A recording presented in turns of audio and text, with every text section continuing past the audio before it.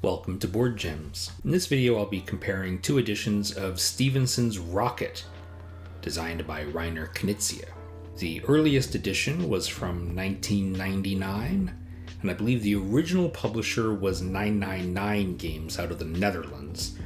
Rio Grande Games published the English edition. These two companies also had a partnership with Hans and Gluck in that they often printed Dutch and English versions of Hans and Gluck games. Strangely, it didn't go in the reverse direction, and the German edition was published instead by Pegasus. On the right is the 2018 edition published by Grail Games. The old edition's artwork was by classic German board game artist Doris Matthäus. The newer one is from Ian O'Toole. They're both in a standard square box like you might see in Ticket to Ride. Not much to say about the back.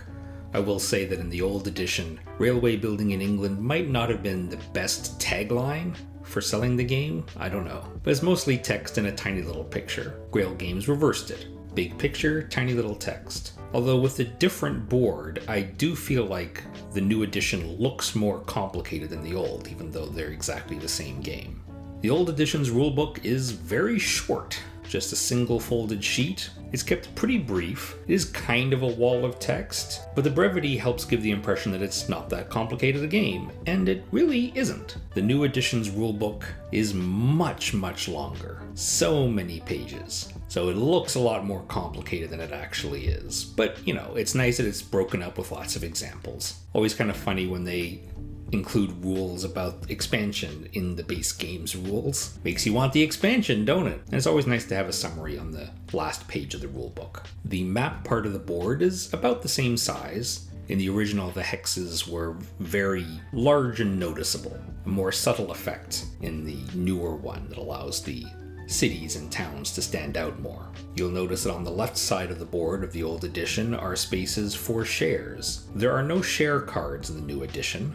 Instead, you have a larger board which has a whole bunch more stuff going on. So this side part of the board in the new edition takes care of several different things that you had to use separate components for in the original. One example, money/points. It perhaps unreasonably bugs me when a game allows you to get money, and money is, say, victory points, that's the way to win the game, but there's no way to spend money. You're always gaining and you're never spending. I mean, thematically, I get it, but I'm of the opinion that if a game has money, there should be a way to spend money. Otherwise, it's just victory points. Grail Games Edition does this. They have the idea of victory points, or in this game, prestige points, and a score track. Now, this does create a practical difference. Scores are public in the new edition, and in the old edition, scores were hidden trackable information. You could see what money everybody got, but then the players would keep the money, say face down and keep them secret. So a player with good memory can kind of get an idea of who's winning, but it won't be precise information. Just have a vague sense, this person seems to be making a lot of points/money and this person isn't. Whereas it's all out in the open in the Grail Games edition. On the left, you see shares in the 7 companies. I believe there were 16 shares for each company in the old edition, and not pictured, but there were also some extra shares that you could use if the shares run out, and instead they moved it to tracks. It does create a central area where everybody can see everyone's holdings without having to look all around the table. I mean, it only goes up to 4 players. Looking around the table is not a huge hassle. But it does have another practical effect. One of the endgame conditions is when 6 of the 7 companies you can no longer buy shares for. In the original edition was for a company's shares to run out. All 16 shares claimed by players. And shares never run out in the new edition because there are no share cards. It's not a limited component, it's just tracked.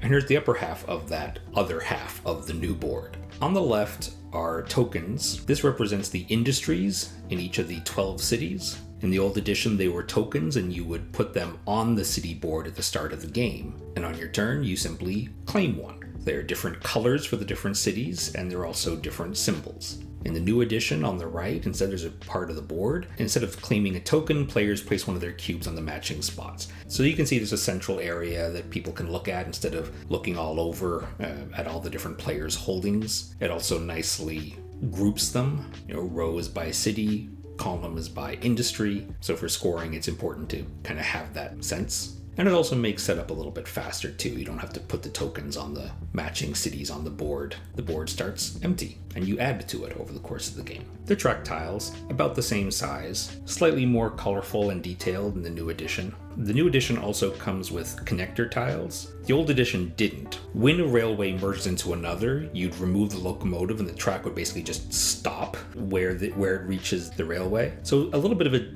visual hiccup because the tracks don't connect to each other. The new edition has connector tiles, not pictured, which is helpful, but then they have to give multiple reminders in the rulebook that if you replace a track with a connector tile, don't put the original track tile back into the supply. One of the endgame conditions is the track tiles run out. So remember, there's like 3 different places in the rulebook where it says, remember, don't put these track tiles back into the supply. And here are the trains for the 7 different companies. On the left, they are wooden. You see the green one is missing the funnel, but it's perfectly painted over, so that seems to have happened during production. The new edition comes with both wooden locomotives and plastic ones. And interestingly, the rulebook describes the wooden locomotives and then offers the plastic ones as replacements, and then in all the examples in the rulebook, they use the plastic ones.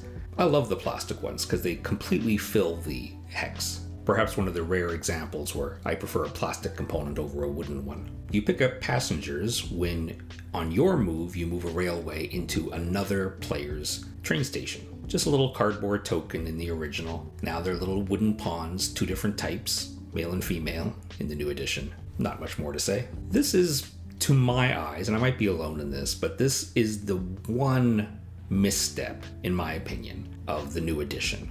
So these are the train stations that players can build, and these are the player colors, which are different than the colors of the 7 railway companies. They're small in the old edition. You place them right on the hex, so you can put them next to the track. They are quite visible, but they blend in nicely with the board. They're not too ostentatious. The new ones are just massive and they go over the train track. To me, it's just, they're so big that they kind of negatively impact the look. I don't much care for them, but that's just me. I do always like pink as a player color.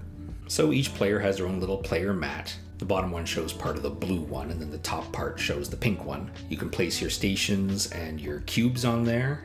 The cubes are what you place on the board when you claim an industry in a particular city. You can put passengers in the middle part, discs, which are used to track your score as well as shares in the company. The rulebook mentions that these should be double-sided, so in case the tracker loops, but mine aren't. I don't know if that's something they changed their mind at the last minute. There's a play guide integrated into the player board. A bit of iconography overload, in my opinion. Somebody needs to know the rules and then explain them while people are looking at this guide so they can see what these icons are trying to say. It's not obvious. Thanks so much for watching. Older games like Stephenson's Rocket don't stop being good just because newer games come out. Still a great game. All right, take care.